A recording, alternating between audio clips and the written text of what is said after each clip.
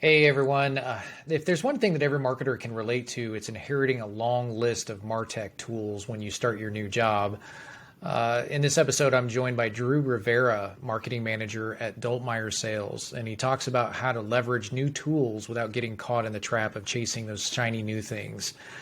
He also unpacks his specific approach to marketing in a 100-year-old B2B company. So this one's interesting. Let's get into it. We get all of these great testimonials from customers, but we don't memorialize them, we don't capture them, we don't record them, we don't talk about them, and we don't put them into case studies. And it finally sort of got me thinking about how we could start doing that. And so this is the first in a series of these types of things we'll be able to do, where we're just talking with folks and understanding what their challenges were and ways that they overcame it. So I guess let's start with you. A little bit about you, where you're from, what you do at Dultmeier.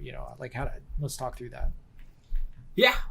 Well, I'm out here in the land of the corn, Omaha, Nebraska. I got a great team that's there at Dultmeier, and we kind of triggered the association. We first got started with Perfect Audience, and then Sharp Spring, and that's how I got connected with Sanel.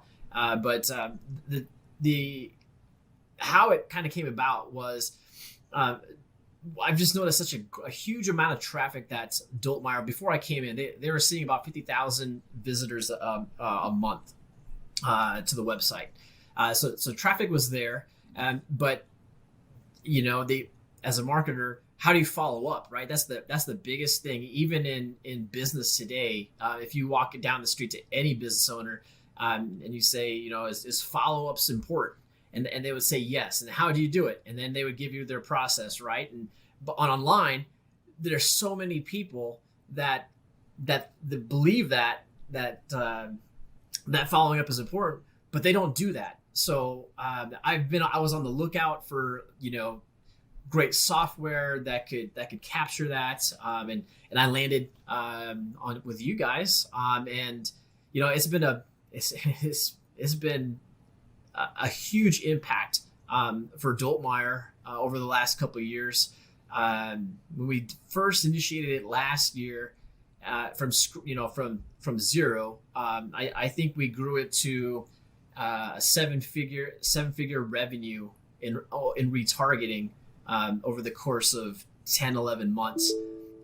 Over the course of just this year, Eric, from January until June, we've already exceeded what we did all of 2020, even more. So we've gone 150% already in revenue from what we've been doing on our retargeting.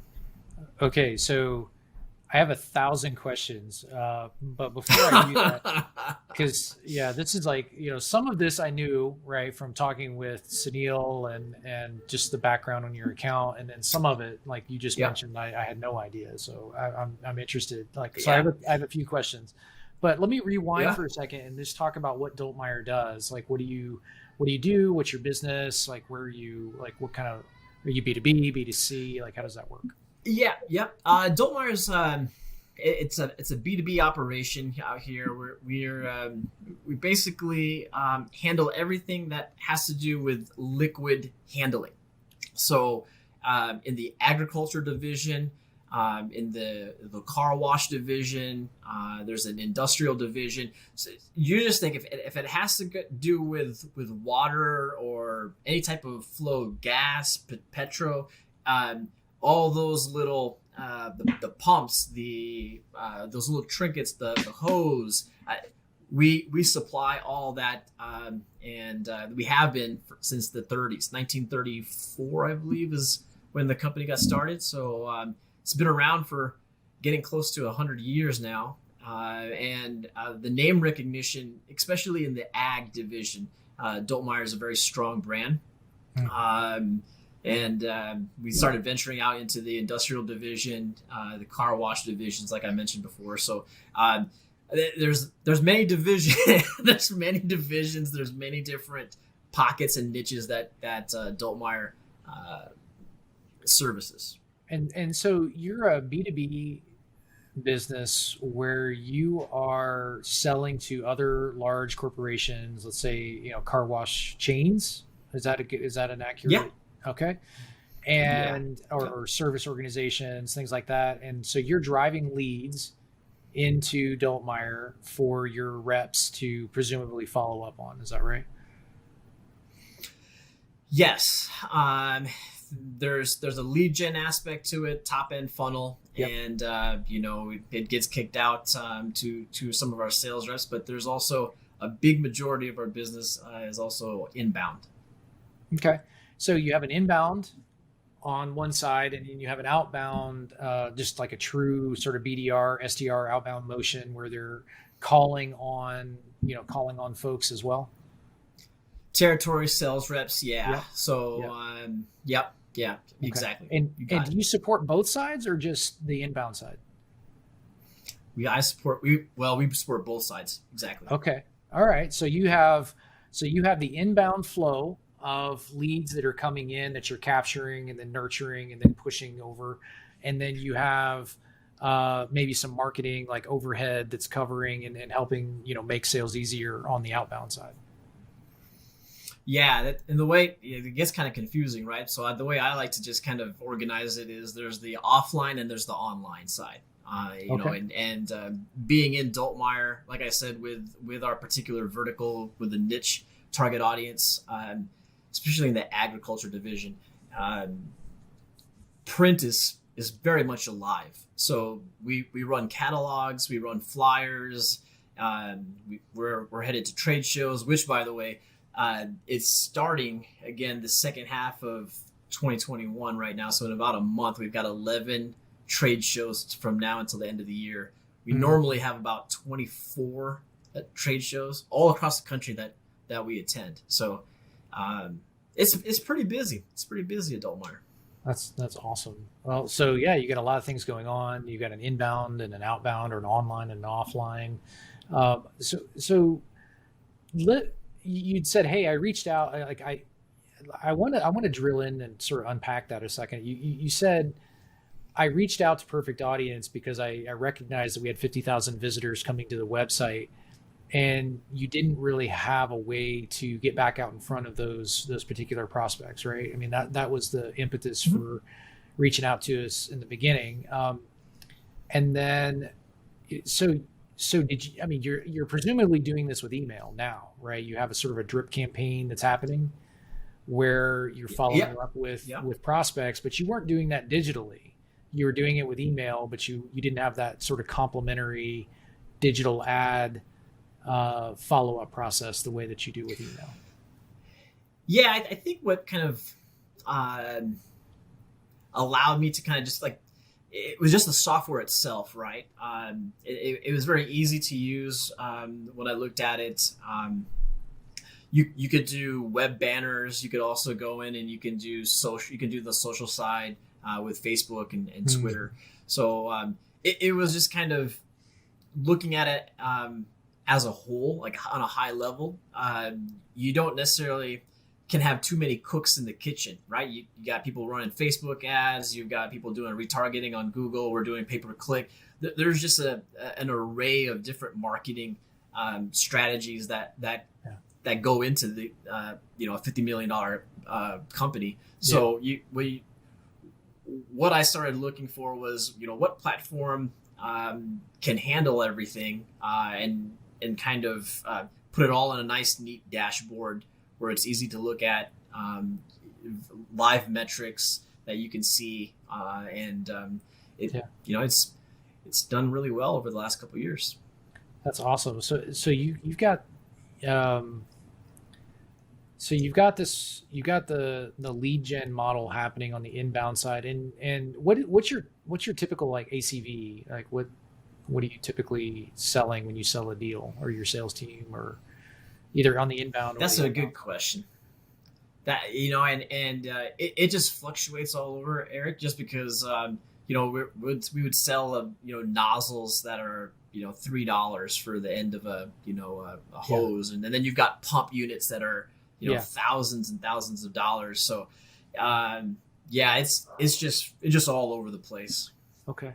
So So when you came, do you have a catalog of these things where you're saying, hey, we're also, like, for example, doing dynamic ads in addition to something a like a B2B lead gen model, or are you doing something like, is it just capturing leads and then working through those? Yeah. So, the on the catalog side, we do kick those things out. We have like a pre-distributed list, right? Certain customers Yeah. purchases this amount over the course of a couple of years. Yeah. They get a catalog. So we do that once a year. The catalogs that we do send out now are a lot less than they have been over the years. So you're just kind of trimming the fat on that. But I think there's I guess trying to remember your question here, Eric. As far as like strategies on the catalog and the flyer side. Yeah. So, We you have a digital catalog today that's on your website, Yeah. right? Yep. And then Yep. you Yep. essentially mimic that with your offline catalogs that you mail out. And you said agriculture is really where you spend a lot of your budget, right? Is like, I'm assuming, presumably because that's rural, and rural does pretty well with mail order and catalog. Yeah, that's kind of how the Dultmeier got started Yeah. was through the agriculture, and it's about 80% of our business is on Mhm. the ag side. So Got it. the company's mindset, even in the early days, have always been catalog first, catalog. But now you're kind of moving into the digital era. COVID obviously made everyone more comfortable online. Yeah. So now the digital version of our catalog is there. We're trying to push more people towards it, obviously, so that it cuts down the cost of sending out a catalog. But there's a new website. I should probably mention this. There's a new website that we've contracted someone to do. They've been on the migration for over 8 months now, trying to get this thing lined up. It should go live within a month, and it'll be, in my opinion, it'll be the top of our industry, as far as user experience, the functionalities that we'll have abilities to do. So that then it kind of, we're just kind of transitioning Dultmeier from the the catalog first, old flyers in the mail, Yeah. to more of how do you track things, Yeah. and how do you know when things are working. So Yeah. So you're sort of, you and the folks in the marketing department are sort of, I'm assuming, leading some of that digitalization from offline catalogs. It's driven most of the revenue up to this point to Yeah. where you're at today, which makes sense, right? Because you're reaching out to a retargeting vendor and you're saying, hey, this is one of the ways in which we could, take this messaging, maybe test some messaging. Like, one of the things that I've always seen with offline catalogs is you get like one shot at it, like once a quarter, when you do your mailing, and so you got to get that messaging and dial in the catalog, the Sure. creative and everything else really good. One of the things that I've seen is where you sort of marry the two together, where you can test really quickly on the digital side, find out what's working, what's resonating with your customer, and then apply it to the offline, where it's just, it's less room for mistakes. You sort of cut out a lot of the fat, like you were talking about, and replicate really quickly. There was a one of these marketing gurus, once said that what they do is they just kind of put on the wall over here what their ideas are, and they just kind of throw darts at it, right, and just say which one hits the mark. Let's just give it a shot. But it's kind of like, but in a way, you have some strategies, but it's very it's much easier to actually experiment and to just pull the trigger on some things and learn. And then, like you said, you kind of go into the print where you can be a little more, you've already tested the ground. But Awesome. we've got some we've got some pretty cool things up here, Eric, with not just with the retargeting with Sharp Spring and now Constant Contact, but we've got on the top end of the funnel an ability to kind of not like geofencing, but where we can actually identify like an event, and then do a polygon Google map on that. You've probably seen some of those things with Yep. the exact time of an event, Yep. and then serve them ads, and then Yep. from there pull them into the retargeting afterwards. So there, I mean, it's Dultmeier has come a long ways. So you're leading. I mean, you and your team are leading the charge on that, right? And so, what's interesting to me is like I talk to companies like this all the time where they're in healthcare or they're in like transportation or something, and they're just not super digital first. And so I'm always fascinated to hear sort of like what's working and what's not working. And so you're talking about geofencing, right? Sort of proactively, and then coming up with a follow-up, retargeting cadence behind that. And then you have this other dimension of, offline catalogs. So you guys are into a little bit of everything. So I love that. That's pretty cool. Yeah, how I got into Dultmeier, I was a LinkedIn lead gen. That's kind of what I was doing. So we've incorporated a lot of LinkedIn lead generation to our foray of different things, and that's also been very, very impactful. Okay. So serving up warm leads. Yeah, so you're doing that for like cold prospecting where you're targeting, so cold targeting on LinkedIn to a specific ICP plus job title. Is that? Yep, there's in-house software that I've got access to where you could do some fun things that make it look real, and it gets kicked into somebody where then it gets there's a certain parts are automated, then it goes into a live individual, and then they pick up the warm lead. We run videos on that, so it looks pretty cool. Where reach out to somebody and they see a video rather than actual message. So I think some people tend to look at it and say, oh well, retargeting has been around forever, and it's not sexy and it's not new. Which is, I mean, it's true. It's like it's been around for 8 or 10 years, right? But the reality is like, to me, lowering my cost per acquisition, lowering my overall CAC by 20% is pretty sexy, right? Yep. So when I look at it, it's like it should be part of your marketing playbook, and it's not just, hey, I feel like I've done retargeting because I've checked the box in Google, or I've checked the retargeting box in Facebook, and then I've done the thing. Retargeting, like, as you know, right, is like a lot, like there's like the basic version of that, and then there's the sort of the pro version of that, right, where you can get sophisticated and you can build a real cadence, and you can make it work alongside of an email drip series or something else that you're running that really pulls it all together and gives you the ability to reach people not only in their inbox, because not everybody lives in their Gmail inbox or whatever all day long, but they're also seeing your ads across the web, and you get a compounding effect between the two. So, it sounds like, from talking with Sunil, that's sort of like what you guys are working towards anyway.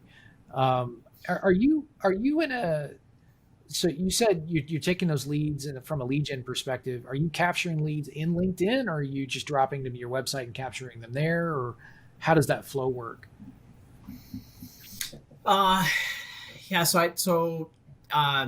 we utilize the software that I will use. Team works with Sales Navigator, so that's how we identify the prospects, and then once we reach out, it's not a kind of as clean as a dashboard. So, it's into a Google Doc, and then from the Google Doc, we upload it. But that it's powerful enough. And, again, if I push pause and gave you a little bit of direction of what's working, get Dub. Dub is, it's like a video, but it's integrated into LinkedIn. So when you do reach out to people, video, I mean, hands down, right now, if you're rifling approaching it, and you mention the person's name in the video, and they see that you took the time, I mean, you can memorize the script, but that's super powerful, Eric. Yes, it is, and it'll open the door to, more often than a text that people have been using nonstop over COVID when everyone's been locked down. So, yeah. That's awesome. So you have so your approach is pretty sophisticated, right? I mean, it's like, I was thinking, so we have, thousands of campaigns that are running at any given time, right? And we sort of sit in an interesting place, right? So Drew, we get this snapshot, for lack of a better word, or a cross section, maybe is a better way to put it, of all of these different campaigns across all of these different verticals. We kind of see like what's working and what's not working. And one of the things that I constantly am sort of surprised by is there's probably, I don't know what the number is today, but it's 30 to 35% of our campaigns that we see running are just sort of basic blocking and tackling campaigns. And then, then there are campaigns like yours where, there's a level of sophistication where they're like raising the bar a couple of notches.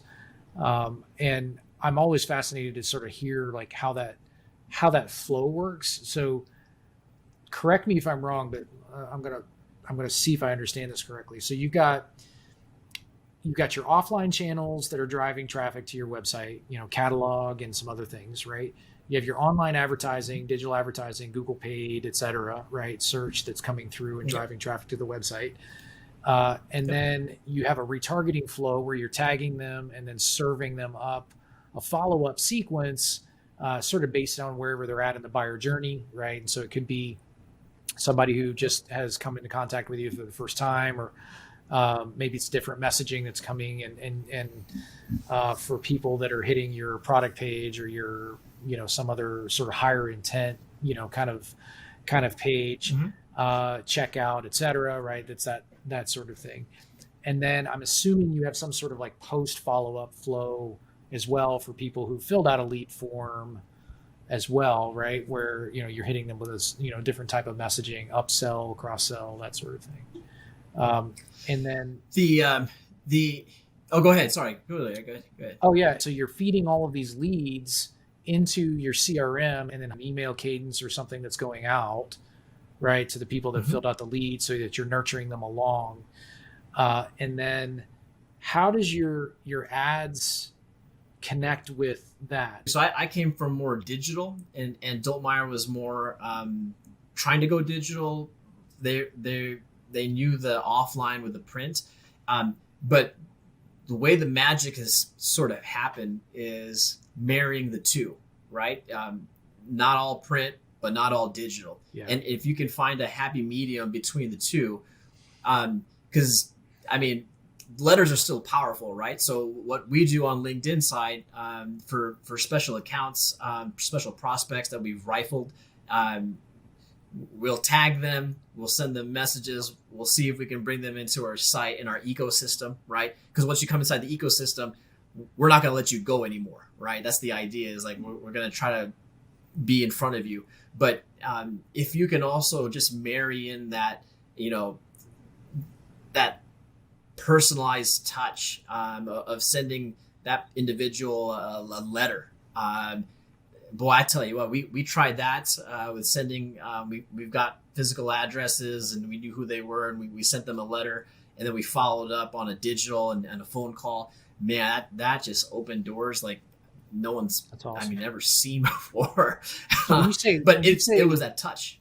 Yeah. So when you say letter, you mean like a direct, like a full, like long form, like direct response letter? Sure. Yeah, but a postage stamp goes in there and it gets sent, and then a follow-up goes in afterwards. But they've already been warmed up because they've seen some cold, banner ads that we've targeted, specifically fenced into their corporation, their business, and or if we found them at a trade show, and then now they're in our ecosystem. So then, it's the it's always the approach as a marketer, right? Like how do you, no one has the time, no one's available, everyone's busy.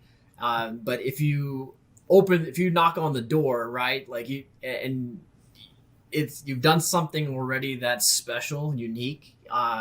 The door will get open and someone will listen to you for a little bit. So That's awesome. that's kind of the approach that we've been doing at Dultmeier, and we've had great success making sure that both the old world and I guess the new world have a place, right? That's right. That's right. I love that. I think it's like, I wish more people got that. Businesses Yeah. are typically want to do, right. They want to sort of stick with what's working. They don't do a lot of testing. They're not sort of digital, moving in that digital direction. But they've been forced to, and I think it's a good thing. Exactly. I think with that exponential jump into the digital space, it comes with a lot of traffic and a lot of noise. So, the idea behind all that is like, how do you stand out, right? And how, not just you, but how do you make your customers and your prospects feel like they stand out? I think that's that mindset switch that people need to, start to think about, is not how do we stand out, but how do we make our customers and our prospects stand out, Yeah. and make them feel special, not just another noise and traffic and, throwing out the fishing line, hoping you grab a fish. Like, you're actually going hunting, right? And like, how do you, cater towards that Yeah. person? So, So, Pretty so have cool. you guys gone full ABM yet, or are you going in that direction, or are you saying it's still more of a? It sounds like you're describing more of a demand gen model, right? Where you're creating I don't demand. think we're all the way there yet. I think that's kind of the focus, and what I'd like to see it move Mhm. towards. Uh, they've built such a huge customer base over the past, almost 80 some years, right? 90 Right. years. So Mhm. I think that um, building upon what they're doing, and just improving upon it, like you said, with that ADM, I think that's where it's going to be headed towards. If you're looking at different trends in the marketplace, people want to feel special. Like what's different from other products and other companies. It's just the little subtleties Yeah. that make people stand out. So yeah. Yeah. So I've I don't know. I feel like I could probably talk to you for 3 hours just talking about this one subject, but Yeah, you don't but even. Yeah. save that for a different episode. But I think I think what's interesting to me is that people feel like it's like one or the other. Like, it's got to be binary, where I'm doing ABM, and that's my and ABM, like, you got to have a decent sized high value ACV type of customer to be able to do ABM real well and make the the economics work. Um, and most companies, not all, but most companies don't really have that luxury. And so what they do is they fall somewhere like in the like a true demand, creation, demand capture model. And then there are sort of like the third bucket of people that are just 100% performance marketing, like all the way down the line. And it's sort of easier to be that if you're like doing B2C, right? Or your e-commerce, where high volume transactions, but low average order value, low ticket. Yep. It's easier to sort of connect the dot, between a marketing action and a Sure. transaction, or a sale. But then there's like the messy middle, right? Where you have like a 5 to 15K ACV product, something like that, and you're needing a certain amount to continue to fill the funnel and drive demand, and then capturing that somewhere with some performance marketing at the bottom. And that's usually, like, in my experience anyway, that's usually where that messy, like, middle is really where people get stuck, and sometimes they fail to scale, is because they haven't Sure. quite figured that out. It sounds like you guys came in and like you built your business off the back of catalog, right? You said like 100 years, is that right? You've been around for 100 years. Yeah, 1934, I want to say, is That's when they first started. that's So, awesome. So yeah, great recession. I mean, yeah, absolutely. okay. And so you built the business off of the back of that, and then you did the hard part, or you're in the middle of doing the hard part of transitioning it to sort of a digital business. And those accounts that you're talking about fishing for, are still, they're not like 100K ACV products, right? These are, I mean, I guess some of them could be, but you're Well, yeah. One of the fun things about Dultmeier, Eric, is that because it's all things liquid handling, right?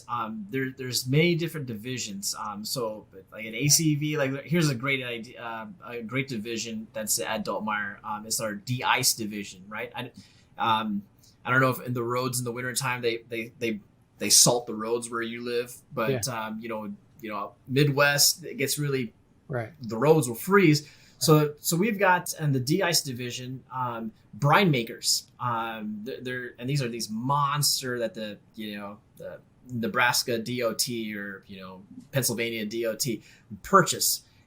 So the sales cycle is a lot longer, but that's where you could be very, very hyper focus and rifle in your approach in identifying who these individuals are who are making these purchases, because it only happens once a year, right? The budgets for these cities and municipalities only happen once a year. So you know exactly the timing, then you identify the person, and then it's a very direct approach. And that's how it should be. But like you said, for,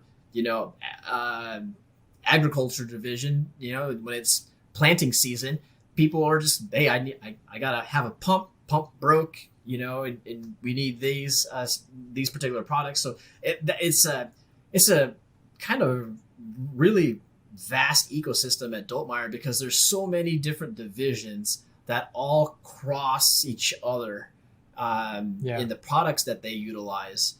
But the marketing message has to be very different for every single division. So we're in the middle now of building the marketing team, which that's kind of the next thing of do you hire employees or do you just do contract work, and that's kind of the world that I'm in right now. Is I think we're more focused on contract work rather than bringing on W-2s into the organization. Yeah. So at what point did you meet Sunil for the first time? I believe it's when Perfect Audience got bought out by SharpSpring. He got introduced to me by someone else because our account was, I don't want to say it was flagged, but it was kind of marked as they wanted to try some of the machine learning that you guys have set up on the AI. So I think he got brought into us, and we just had this great relationship. We'd get on calls, Zooms, and we would talk about different things. And he's just been such a great help, with understanding kind of the back end of what's going on, which blew my mind, by the way, Eric, how now with just an email alone, you can retarget individuals online. It just opened up like a whole nother world of what it means, what's the value of having a list, right? Like your list now is so much more when you can just say, okay, I got my list, and you can plug it into a software that can retarget just based on email. Right. To me, it could be around for 7-8 years, but there's all these little things that now people have to kind of just be aware of. You don't have to know how to do it. Just, get you guys on the horn so that you guys can help them. Yeah. And then being able to take that list and segment it and slice it and dice it, and like based on where they're at in your sort of your prospect database, and then sending those particular, slices of or segments of accounts, certain messaging, on the Exactly. across the, whether Exactly. it's web or social or wherever they're hanging out. There's a, I don't know. I think you're going to be really fascinated by some of the things that we're getting ready to roll out here in the next, let's call it 4 months or so. But All right. we got some fun stuff that's happening. But I'm super glad. So I mean, it sounds like, so you talked to Sunil, and Sunil sort of came in and he said, hey, like, give me sort of the rundown of the business. Like, I see what's happening in the account so far, but in some of the campaigns you've run so far, but now, like, what are you trying to do? Where are you trying to take this thing? And he sort of walked alongside of you and said, hey, like, here's some suggestions, here's what I'm seeing, here's how I'm interpreting the data, and just sort of getting engaged in the campaigns themselves. Yeah. It was last year, starting the kind of the retargeting with perfect audience. We, like I mentioned, it was kind of like a crawl walk stage, right? We were just testing things out. Yeah. We were able to see, because we could tie it back in on the conversion triggers to see exactly, what order was associated with what ad. And then our finance department was able to, SQL this thing out and put it into a Power BI for us to take a look at. And then based on that data, which is always, you need to have data, right? We were able to scale tremendously this year, especially in the kind of end of first quarter, beginning of second quarter, when that's our peak season for ad. That's when people are planting. It's the busiest time at Dultmeier. And because we had that data from years past, and we had, obviously Sunil's help in navigating some of this, we just opened up the faucet and just said, let's just see what will happen if we just put, I want to say 50% of our budget within that time frame. And like I told you, we went from the entire 2020, about, little over $1 million to the end of June, $1.5 million in revenue just off of ads, just off retargeting. That's cool. So we still have another half of the year left. Yeah. That's exciting. Isn't that crazy? Yeah, that's exciting. I think those are the stories that I love to, like, hear about, because it's the things that you're talking about, like, we see all the time, but then it's what I kind of forget sometimes is, when you're a marketer and you're running your campaign, and, market, I think there's like a sort of like this misconception that marketing is like all super social and all, like, there's tons of people talking to each other and there's like all of this activity that's happening. Marketing to me is like a lonely job, right? Because you're stuck in the data, you're stuck in the numbers, you're fighting, sort of this uphill battle of never being able to hit your numbers, right? And you're always like, your cost per acquisition is too high, you're not getting enough leads, you're getting beat up by the sales team sometimes, there's just always something.